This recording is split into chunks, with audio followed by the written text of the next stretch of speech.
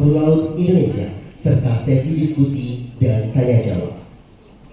Salawat dan salam Bapak kita haturkan pada junjungan besar Nabi Muhammad SAW beserta keluarga, sahabat dan kerabat beliau. Saya Natasha Helena dan rekan saya Rizwan Dwi Kurniawan selaku Master of Ceremony. Memori yang cukup waktu beliau meninggal, dan kebetulan waktu itu saya selalu diajak kakek dan nenek saya. Waktu itu kalau sidang kabinet di Istana Merdeka maupun sidang di Istana Negara dengan mobil RI2, saya selalu duduk di tengah di antara kakek dan nenek saya, supir ajudan di depan.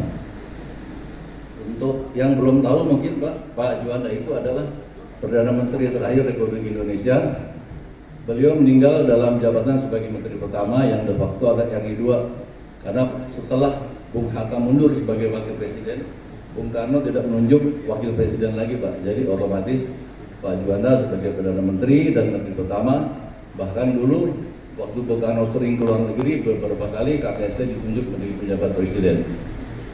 Pak Juanda itu Pak, mungkin generasi yang muda-muda belum tahu, hanya tahu nama bandara, nama jalan, nama Taman Mentari di Bandung, tapi beliau itulah yang mengumumkan mendeklarasikan deklarasi Juanda tanggal 13 Desember 57, yang mana kita kenal sebagai Hari Nusantara.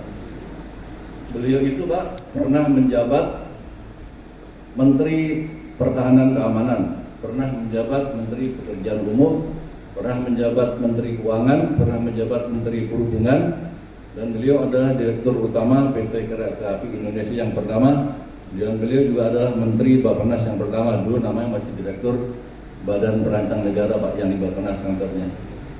Beliau itu Pak sebetulnya lulusan ITB, tapi beliau itu non partai dan dipercaya Bung Tono beberapa kali menduduki jabatan kementerian yang berbeda-beda. Kami mengucapkan terima kasih juga kepada para pihak yang telah membantu sampai acara pada hari itu saya Pak, dan saya juga mengucapkan juga selamat milad Universitas Muhammadiyah Yogyakarta yang ke-44. Semoga UMJ ini dapat mencetak karya-karya unggulan di masa depan Pak ya. Amin. Juga Pak, saya kok entah gak tahu kebetulan kalau mengenai laut nih kakek saya Pak, kemarin ada trending topik mungkin pagar laut Pak ya. Dilalah mungkin gak tahu sampai film ini Pak. Dan juga Pak Juanda itu Pak mempunyai 4 orang putri dan 1 orang putra. Yang paling sulung adalah Ibu Popi Auludin Jamin almarhumah, menikah dengan Bapak Jenderal Polisi Purnawirawan Profesor Dr. Auludin Jamin, mantan Kapolri 78 sampai 82 dan mantan Menteri Tenaga Kerja. Yang kedua ibu saya Pak masih ada, usia 89 tahun. Waktu ayah saya terakhir adalah Kepala Badan Kepegawaian Negara zaman Orde Baru. Yang ketiga Ibu Inga Arti sudah meninggal, suaminya Pak Ilhairi Ilyas adalah Sekjen Kementerian Perindustrian.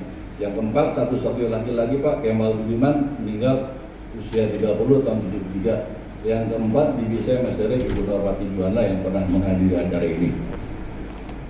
Dan juga Pak, didalah juga atau kebetulan beberapa hari yang lalu sahabat saya Pak Yusron Isa Mahendra itu mantan duta besar RI di Tokyo meluncurkan novel sejarahnya yang berjudul Irian Barat Pak. Di situ di halaman 300 ada satu bab yang berjudul kalau tidak salah Juanda dan Potret John F. Kennedy, di mana pada waktu peluncuran buku itu Pak kakak kandung Pak Yusron adalah Pak Profesor Yusil Isa Mahendra, sekarang Menkominfo Imigrasi dan Pemasyarakatan, mengatakan kepada Pak Yusron, waktu Pak Juanda meninggal ini mirip kayak dimunirkan Pak, karena beliau itu meninggal setelah mewakili Bung Karno di Hotel Indonesia, meresmikan Hotel Indonesia Pak. Setelah acara TOS beliau jatuh, pecahan beling dan pecahan mungkin alkohol ada di kursi Pak, tapi pada waktu itu mungkin Cakrawira atau Pas Pampres tidak, kami keluarga tidak mau lah Pak sampai di puslapor dibawa aja, udah kita pasrahkan saja Pak. Nah, di dalam bukunya itu Pak Yusron menyatakan bahwa mengungkap sedikit mengenai pada waktu itu kan situasi politik menjelang 65 sangat tensinya cukup tinggi Pak ya, menjelang G30S. Jadi mungkin banyak orang yang tidak senang dengan KKS saya sebagai orang kedua di bawah Bung Karno.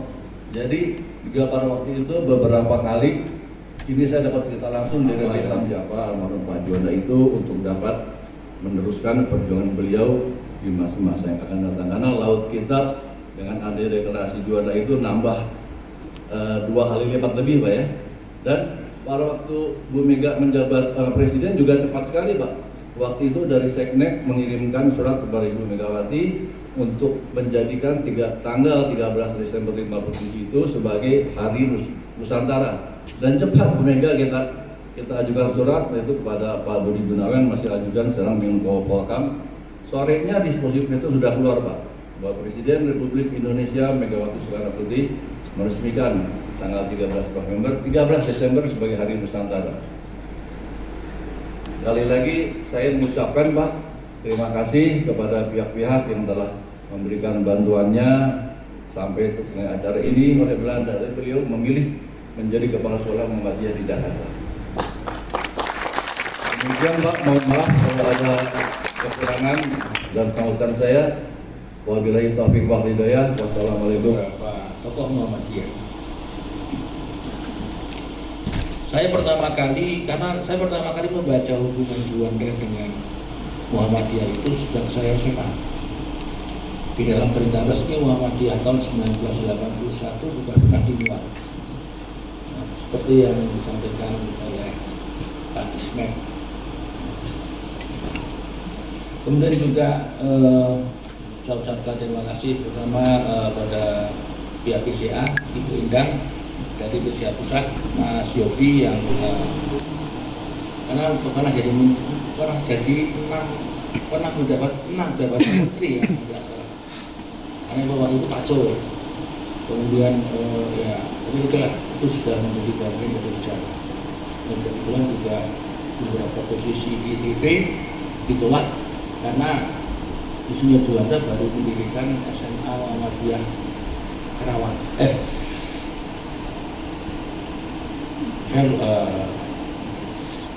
Keramat, bukan Kerawang, Keramat. Karena saya bukan orang Jakarta, bagus banget. Jadi dia lebih memilih untuk meneruskan menjadi kepala sekolah SMA Muhammadiyah Kerawang. Nah, Bapak Ibu yang saudara, kita masih menggunakan peta dari Van Bamelen tahun 1968. Malaysia sudah menggunakan Google Map edisi 1996. Jadi sekarang kalau proses itu dikembalikan Jembatan dan Digital ini. Masalahnya bukan sekedar apa yang ada di situ, tapi adalah simbolisasi dari deklarasi Juanda ini. Dengan zona ekonomi eksklusifnya itu harusnya memang harus diperjuangkan. Jika betul jadi 13 Desember menjadi Hari Nusantara itu. Betul. Jadi Nusantara itu tidak menggambarkan bangsa, tapi menggambarkan bukan pulau dan lautnya. Dan ini yang memang dengan film ini kita berharap generasi muda bisa memahami itu. Bagaimana pentingnya film Insinyur Juanda ini kita expose ya, besar-besaran. Nanti mungkin juga akan ada di sekolah-sekolah yang secara bergilir itu bisa memutar. Sekali lagi terima kasih atas kerja keras 1957 bahwa segala perairan di sekitar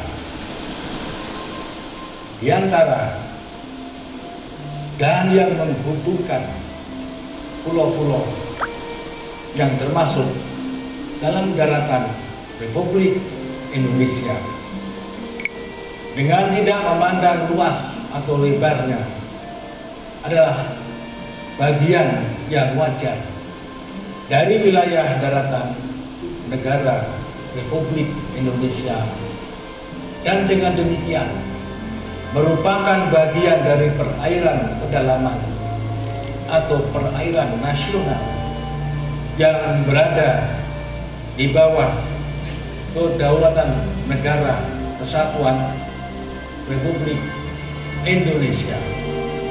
Deklarasi Juanda 13 Desember 1957.